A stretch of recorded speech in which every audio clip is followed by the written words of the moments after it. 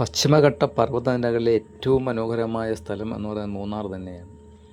ഈ മൂന്നാറിൻ്റെ മടിത്തട്ടിൽ തന്നെയാണ് കണ്ണൻദേവൻ ഹില്ലുകൾ ഉള്ളത്. ഈ കണ്ണൻദേവൻ ഹില്ലിൽ 1975 കേരള സർക്കാർ സ്ഥാപിച്ച പാർക്കാണ് ഇരവികുളം നാഷണൽ പാർക്ക്. വംശനാശം നേരിട്ടുകൊണ്ടിരിക്കുന്ന നീലഗിരി വരയാടുകൾ, നീലഗിരി താർസ് എന്ന് പറയുന്ന വരയാടുകളെ സംരക്ഷിക്കുക എന്ന ലക്ഷ്യത്തോടു കൂടിയാണ് ഈ പാർക്ക് സ്ഥാപിതമാകുന്നത് 1975.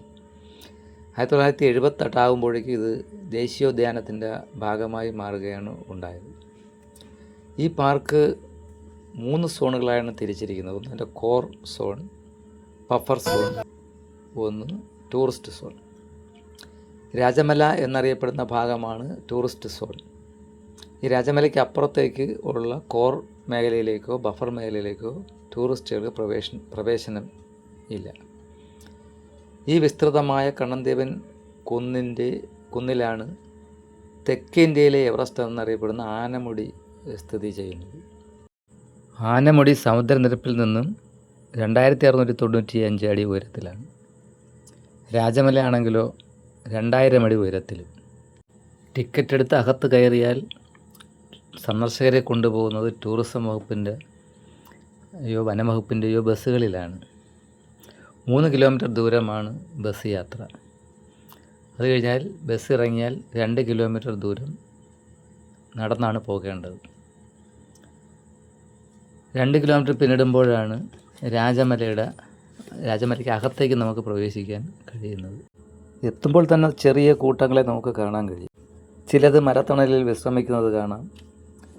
കുറേ ആടുകളിങ്ങനെ കൂട്ടമായി, ചെറിയ ആടുകളും അമ്മ ആടുകളും ഒക്കെ ചേർന്ന് ചെറിയ ചെറിയ കൂട്ടങ്ങളായി മല ഇറങ്ങി വരുന്നത് കാണാം. ചിലത് രാജമലയിലേക്ക് തന്നെ ഇറങ്ങി വന്നിട്ട് മുകളിൽ നമുക്ക് പ്രവേശനമില്ലാത്ത ബഫർ സോണിലേക്ക് കയറി പോകുന്നത് കാണാം. സ്വർണ്ണ നിറത്തിലുള്ള അവയുടെ കണ്ണുകൾ കാണാൻ തന്നെ ഒരു പ്രത്യേക രസമാണ്.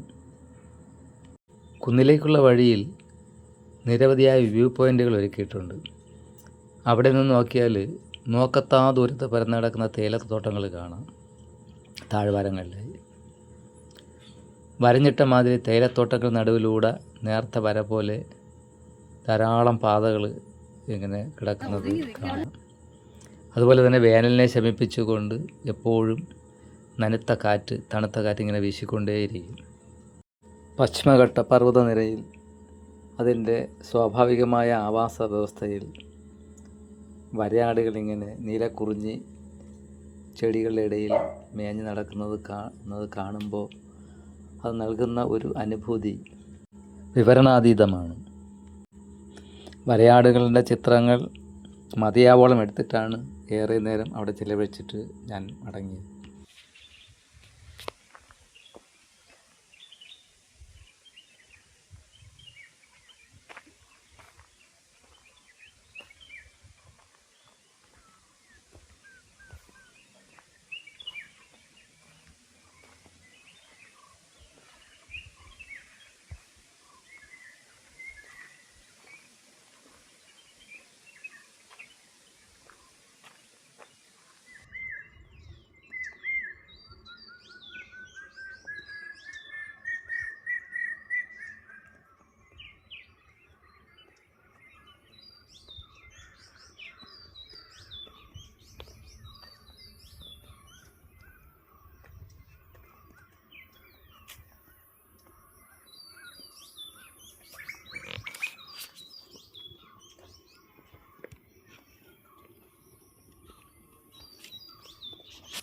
എടുത്തതാ 2 മനുഷ്യർ വരുന്നു.